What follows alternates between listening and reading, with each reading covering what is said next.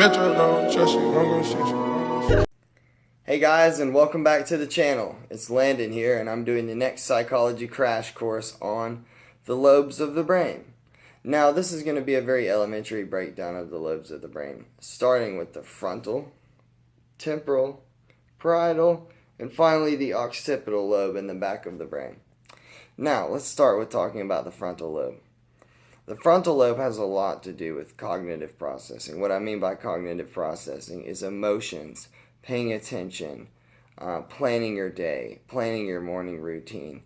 A lot of that takes place, or planning a task such as, how am I going to cross this bridge? It's got all these obstacles, or playing video games. That all takes place in the frontal lobe of your brain. Now that you have a good idea that that has to do with attention, I will tell you that it does not stop growing until you are 25. And certain substances can stunt growth of this part of the brain, which is why it's important to keep a clear head. Now, the next part, your temporal lobe, the second main lobe of the brain, has to do with auditory processing. Auditory meaning hearing. So this lobe mainly has to do with how you interpret and hear speech and other sounds around you about the world.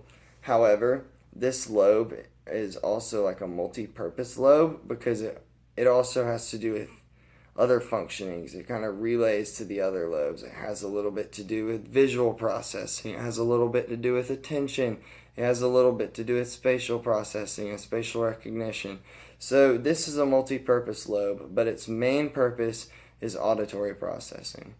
Now, the parietal lobe, which runs along the top, kind of back side of your head, the parietal lobe has to do with touch. Its primary function is touch. So if you touch something too hot, the sensory receptors on your hand are going to send it, to your brain to pull away.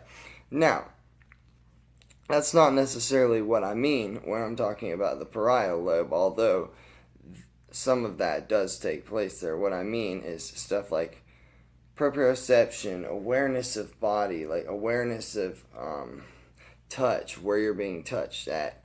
That is your parietal lobe, and that's its primary function. Now, your occipital lobe in the back of your brain has to do with eyesight. That's why we've had cases where patients have fallen and hit the back of their head and gone blind, because substantial damage to the occipital lobe of one's brain can cause loss of vision, which is devastating, as we all know. As can loss of hearing, damage to the temporal lobe, loss of sense of touch, feel, pain processing if you damage the parietal lobe, and loss of cognitive functioning, which is important for everyday skills such as carrying out a job and making a living if you damage your frontal lobe. So all these lobes intertwine with each other and play various roles in the brain. And it's very important to keep all of them intact and healthy by keeping a clear head, eating the best diet, exercising. All of these are cliche things that you hear all the time, but they really do promote better mental health. Better physical health promotes better mental health. Always remember that. That's why these pro athletes are so happy, because they're constantly exercising. They're constantly running up that ATP. Their cells are running on it. And so that's a good way to live your life. Definitely exercise. Aside from that, the lobes will perform better if you eat, because if you don't eat, your body is in wasting mode. And those of you who are nursing students know exactly what I'm talking about when I mention wasting mode. If you like this video, and if you like other psychology videos, and if you want to see more psychology videos, be sure to drop a subscribe below, and I'll plan on putting out a lot more, making sure that you are the next educated Sigmund Freud. Except, maybe not with his ideas, because some of them were a little off. Thanks for watching, guys.